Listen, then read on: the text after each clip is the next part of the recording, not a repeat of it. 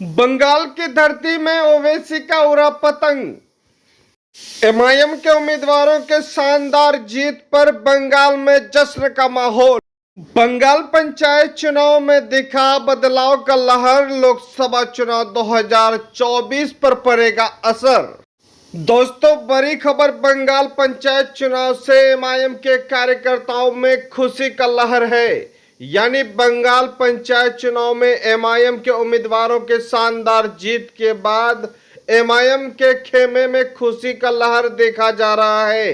बंगाल के लोगों का मानना है कि इस बार ओवैसी को लेकर लगातार लोगों ने बदलाव किया है।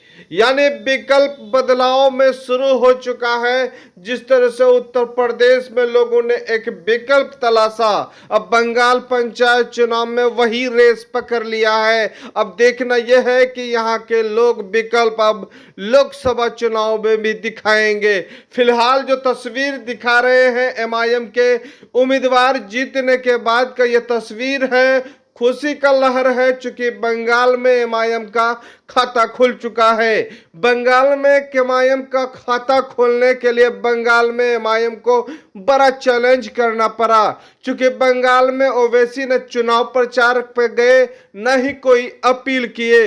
इसके बावजूद भी बंगाल के लोगों ने ठान लिया कि इस बार एमआईएम को यहाँ पर पतंग उड़ाना है और एमआईएम के उम्मीदवार को कामयाब बनाना है।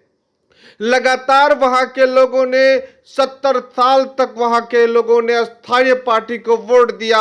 अब उन लोगों के पास कोई विकल्प नहीं था, लेकिन इस बार एमआईएम को विकल्प मानकर कामयाब किया है। बड़ा संकेत है और दीदी के सामने में बड़ा चैलेंज है कि बंगाल में अब 2024 में भी लोग विकल्प तलाशेंगे।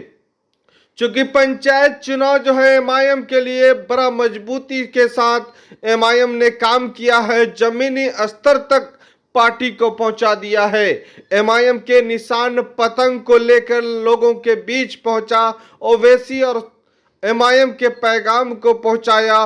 साथ ही साथ बैरिस्टर असदुद्दीन ओवैसी पर भरोसा करके वहां के लोगों ने इस बार एमआईएम को कामयाब किया है। बताते चले दोस्तों, बैरिस्टर असदुद्दीन ओवैसी ने इस चुनाव प्रचार करने गए और न ही कोई बंगाल के लोगों से अपील किए।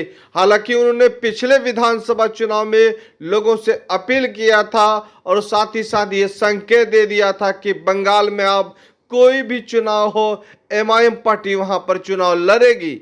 भले ही उसे विधानसभा चुनाव में कामयाबी नहीं मिला हो, लेकिन वहां के लोगों ने, स्थानीय लोगों ने ये साबित कर दिया कि असदुद्दीन ओवैसी के न अपील से, न उनके चुनाव प्रचार से, बल्कि जो जिम्मेदारी असदुद्दीन ओवैसी ने वहां के लोगों को दिया है, खुद वहां के लोगों ने दिखा दिया कि नहीं, अब बंगाल में विकल्प की जरूरत है और ये विकल्प का शुरुआत है। यानी बंगाल में अब एमआईएम लहर होगा, एमआईएम का संगठन और मजबूत होगा। 2024 की तैयारी पर जुटेंगे। हालांकि कुछ युवाओं ने चुनाव जीतने के बाद यह ऐलान कर दिया है कि 2024 में बड़ा खेला होने जा रहा है। यानी बंगाल का खेला शब्द अब बंगाल में होने जा रहा है। लगातार एमआईएम का एक ही नारा अब चल रहा है कि अपनी पार्टी, अपना वोट, सबने दिया है हमको चोट। इसी को लेकर एमआईएम के कार्यकर्ता निकल पड़े हैं। देश के अलग अलग राज्यों में देखा जा रहा है बड़ी मजबूती के साथ एमआईएम पार्टी को कामयाबी मिलते नजर आ रही है। बहरहाल आप लगातार चैनल में बने रहें।